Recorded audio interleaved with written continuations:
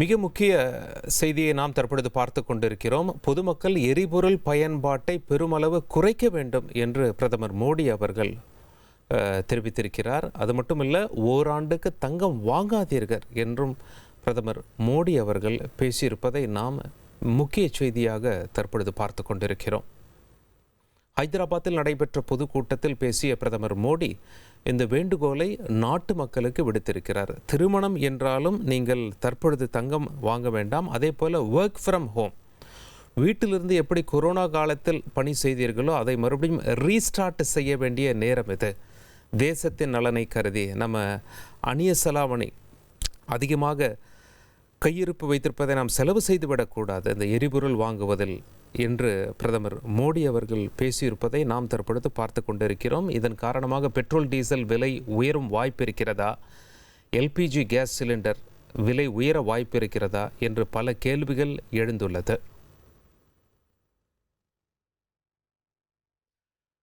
பொருளாதார நிபுணர் திரு ராமசேஷன் அவர்கள் தந்தி டிவியோடு இணைந்திருக்கிறார். ராமசேஷன் சார், வணக்கம். பிரதமர் அவர்கள் பேசியதை நாம் தற்பொழுது பார்த்து கொண்டிருக்கிறோம். பிரதமர் அவர்கள் பேசியதில் மிக முக்கிய பாயிண்ட்ஸ் அப்படின்னு சொல்லும் போது, ஒர்க் ஃப்ரம் ஹோம், வீட்டிலிருந்து பணி செய்ய ஆரம்பிக்க வேண்டும். அதே போல் எரிபொருளை சிக்கனமாக பயன்படுத்த வேண்டும். பப்ளிக் டிரான்ஸ்போர்ட்டை அதிகமாக யூஸ் பண்ணணும்.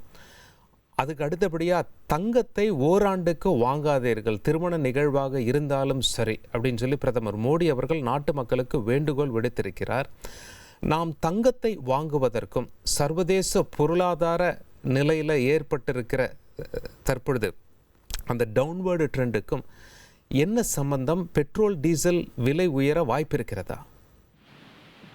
சார், இப்ப ரெண்டு ஆஸ்பெக்டா இதை பிரிச்சு பார்க்கலாம். நான் என்ன சொல்றேன் அப்படின்னாக்க, அதாவது அவர் என்ன சொல்றாரு அப்படின்னாக்க, இப்ப லாங் டேர்ம்ல இந்த ஃபியூயல் பிரைஸ் இன்க்ரீஸ் பண்ண முடியாம இருக்க முடியாது அப்படிங்கிறத ஹிண்ட் பண்ணியிருக்காரு இன்டைரக்டா. அதாவது ஒண்ணு டாலர்னோட விலையேற்றம் நம்ம எவ்வளவுதான் வேற கரன்சியில வாங்கினாலும் ஒரு இன்டைரக்டா ஒரு டாலர் வழியா வாங்கும் பொழுது அதோட தாக்கம் இருக்கிறது என்று உணர்த்துகிறார்.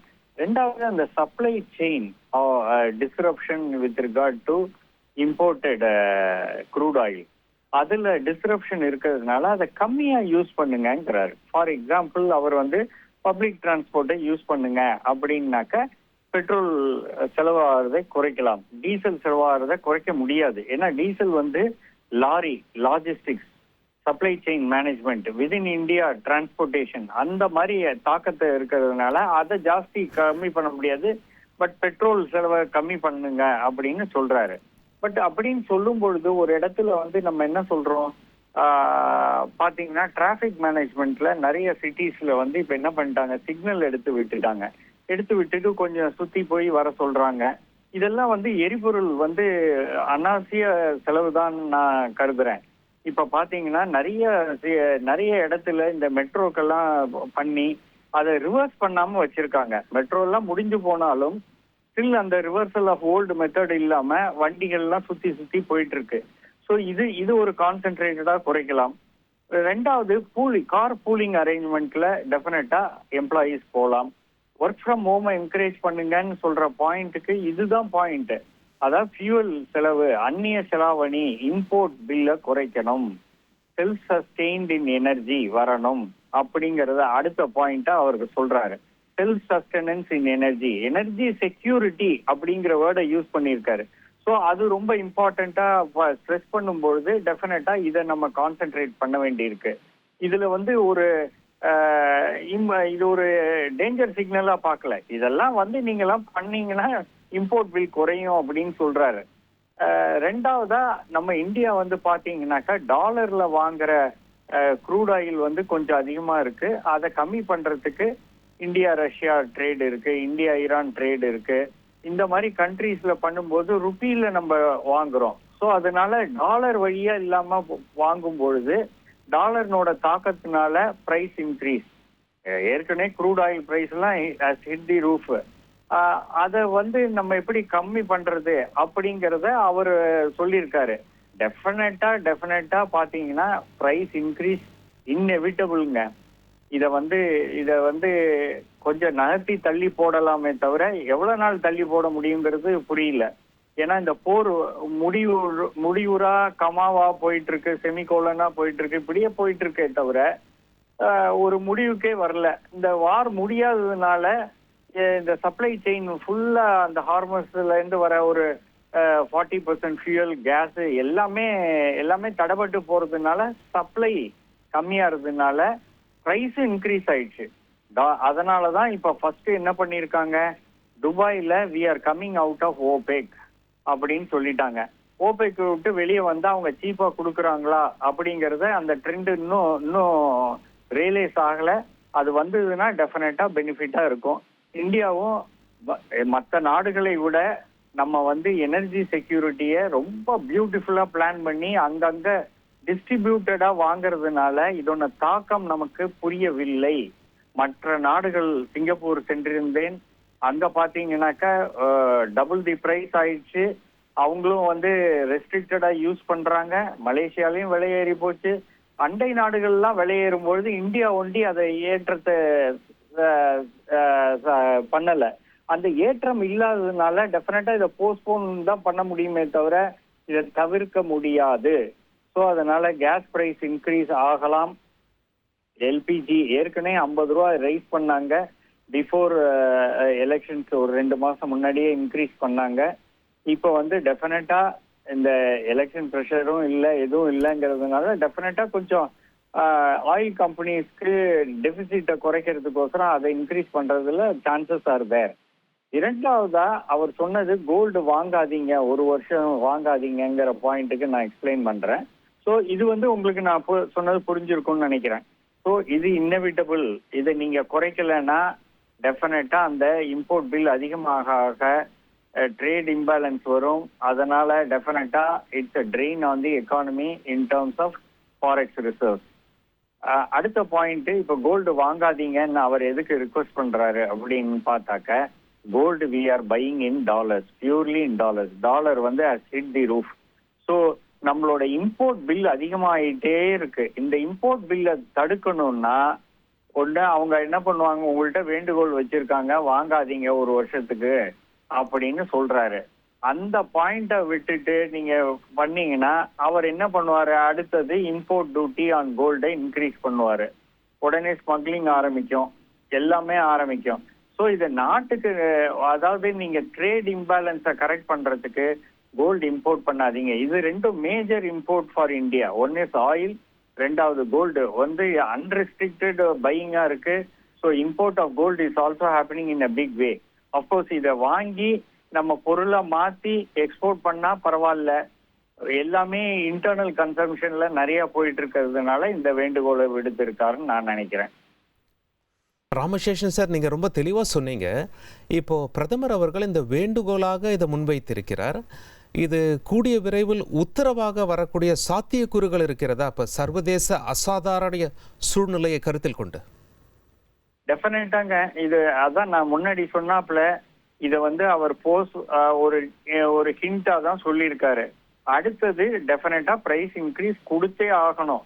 பெட்ரோல் டீசல் பொறுத்தவரையில விலையேற்றம் இருக்கும்.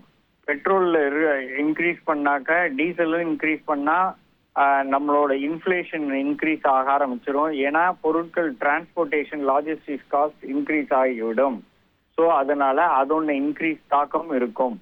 ஸோ இதை வந்து அவர் எவ்வளவு தூரம் ஃப்ரீயா விட்டு வைப்பாருன்னு புரியல.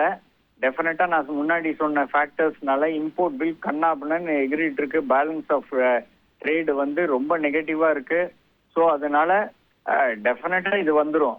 ஸோ இது ஒரு மிரட்டலா நான் பார்க்கல. But at the same time இதெல்லாம் வரத்துக்கு உண்டான சாத்தியக்கூறுகள் இருக்கு. அடுத்தது என்ன பண்ணுவாரு, கோல்டு இம்போர்ட்டே கர்வ் பண்ணாலும் ஆச்சரியப்படுறதுக்கு இல்லை. ஸோ எப்படி அவர் ட்ரேட் இம்பேலன்ஸ் சரி பண்ண முடியும்? ஆல்ரெடி இந்தியன் எக்கானமி ஓரளவுக்கு சஸ்டெயின் பண்ணிட்டு இருக்கு. ஜிடிபி growth எல்லாம் பரவாயில்ல. எவ்வளவு தூரத்துக்கு அதை சஸ்டெயின் பண்ண முடியும்? ஏன்னா எக்ஸ்போர்ட்ஸ் வந்து டு அமெரிக்கா அது ஒரு பெரிய சர்ச்சையில போயிட்டே இருக்கு. அது இன்னைக்கு 10% இருக்குங்கிறாங்க, நாளைக்கு இல்லைங்கிறாங்க. இதே மாதிரி போயிட்டு இருக்கு. அவர் வந்து ஒரு நாளும் மிரட்டல் விட்டுட்டு இருக்காரு. இந்த மாதிரி நீங்க இந்த கண்ட்ரீஸ்ல இருந்து வாங்கினீங்கன்னா டெஃபினட்டா நான் இம்போஸ் பண்ணுவேங்கிறாரு. எக்ஸ்போர்ட் வேண்டான்னு சொல்றாங்க. இதெல்லாம் வந்து எவ்வளவு தூரத்துக்கு தாக்கு பிடிக்க முடியும்னு எனக்கு புரியல. டெஃபினட்டா கோல்டுல கர்வ் வரும், இம்போர்ட்ல கர்வ் வரதுக்கு உண்டான வாய்ப்புகள் அதிகமா இருக்கு. எக்ஸப்ட் ஃபார் ரீ எக்ஸ்போர்ட் இருந்தா இதை பர்மிட் பண்றோம், இல்லாட்டா ஹெவியா இம்போர்ட் டியூட்டிஸ் போட்டுருவாங்க. ராமசேஷன் சார், இப்போ பிரதமர் அவர்கள் வந்து 3 முக்கிய பாயிண்ட்ஸ் சொல்லியிருக்காங்க. ஒன்று வந்து ஒர்க் ஃப்ரம் ஹோம், வீட்டிலிருந்தே பணி செய்கள். கோவிட் காலத்தில் இதுக்கு நாம் பழக்கப்பட்டோம் தானே, like online meetings, video conferences. அதை நாம் இப்போ ரீஸ்டார்ட் பண்ணுற நேரம் வந்துருச்சு அப்படின்னு சொல்லி பிரதமர் அவர்கள் சொல்லியிருக்காங்க. ஸோ அப்படி பார்க்கும்போது இந்த அசாதாரண சூழ்நிலை எப்பொழுது முடிவுக்கு வர வாய்ப்பு இருக்கிறது? சர்வதேச சூழலில் இது செட் ஆனால் தான் இது லோக்கலில் செட் ஆகுமா? டெஃபினட்டா இந்த கேள்வி நீங்க ட்ரம்ப் கிட்ட தான் கேட்கணும், என்கிட்ட கேட்டிருக்கீங்க. அவர் எப்போ முடிவுக்கு கொண்டு வராருன்னே புரியலீங்க. ஒரு நாள் இல்லைங்கிறாரு, ஒரு நாள் உண்டுங்கிறாரு, இப்படியே மாத்தி மாத்தி பேசிட்டு இருக்காருங்க. இது வந்து இந்த அசாதாரண சூழ்நிலை வந்ததுக்கு காரணமே அவங்களோட வார்னோட பாலிசி வித் ஈரான். இதுதான் முக்கியமான காரணங்க. இதனாலதான் துபாய் வந்து என்ன பண்ணிட்டாங்க, UAE நான் வெளியே வரேன், ஓபெக்ல இருந்து வெளியே வரேன், நான் வந்து என்னோட பிரைசிங் எது கட்டுப்படி ஆகுமா நான் விற்கிறேன், ஓபெக்ல நான் கண்ட்ரோல் ஆக மாட்டேன்னு சொல்லிட்டாங்க.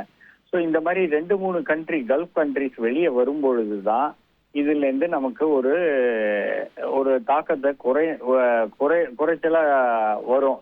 ஆனால் இந்த வார் சூழ்நிலை, அசாதாரண சூழ்நிலை, இந்த வார் சூழ்நிலை, யுக்ரைனுக்கும் ரஷ்யாவுக்கும் போர் நடந்துட்டு இருக்கு. இப்பதான் கொஞ்சம் அதை பத்தி ஜாஸ்தி நியூஸ் வெளியே வரல, அதுவும் ஆரம்பிச்சிருச்சு, பெரிய லெவல்ல ஆரம்பிச்சிருச்சுன்னா டெஃபினட்டா இட் இஸ் ஆன் தி கார்ட்ஸுங்க. இதை வந்து யாராலையும் தவிர்க்க முடியாது. Internationally all countries have raised the prices.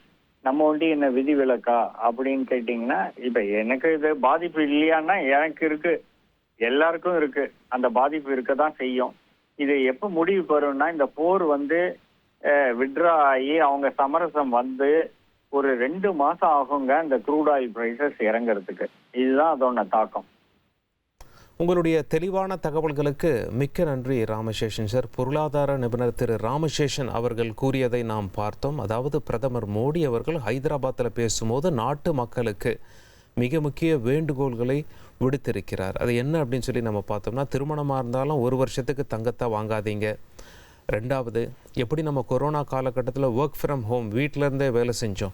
So அந்த மாதிரி ஒரு சூழல் தற்பொழுது ஏற்பட்டிருக்கிறது. அதனால் மீண்டும் அதை நாம் ரீஸ்டார்ட் செய்ய வேண்டும். அதாவது மீட்டிங்ஸ் எல்லாம் டிஜிட்டல் ஆன்லைனில் நீங்கள் நடத்த வேண்டிய நேரம் வந்துவிட்டது அப்படின்னு சொல்லிட்டு, அதே மாதிரி எரிபொருளை மிக சிக்கனமாக பயன்படுத்துங்கள் என்று பிரதமர் மோடி நாட்டு மக்களுக்கு வேண்டுகோளாக முன்வைத்திருக்கிறார். இதன் காரணமாக நிச்சயமாக பெட்ரோல் டீசல் விலை உயர வாய்ப்பு இருக்கிறதா, LPG கேஸ் சிலிண்டர் விலை உயர வாய்ப்பு இருக்கிறதா என்று பல்வேறு கேள்விகள் எழுந்திருக்கிறது. தற்பொழுது வேண்டுகோளாக பிரதமர் முன்வைத்திருக்கிறார். இதுவே இன்னும் சில தினங்களில் உத்தரவாக வெளியாகுமா என்ற எதிர்பார்ப்பும் அதிகரித்திருக்கிறது. 1,28,00,000 மனங்களை வென்ற தந்தி டிவி யூடியூப் சேனல். தவிர்க்க முடியாத தம்ப்நெயில், கலக்கலான கான்டென்ட்ஸ். நீங்களும் இந்த குடும்பத்தில் இணைய இப்பவே சப்ஸ்கிரைப் பண்ணுங்க. அசுரபலம் கொண்ட எங்கள் டிஜிட்டல் கரங்களில் உங்கள் விளம்பரங்களை சேர்க்க வாட்ஸ்அப் பண்ணுங்க. 8939888838. Email advtthanditv@dttv.in.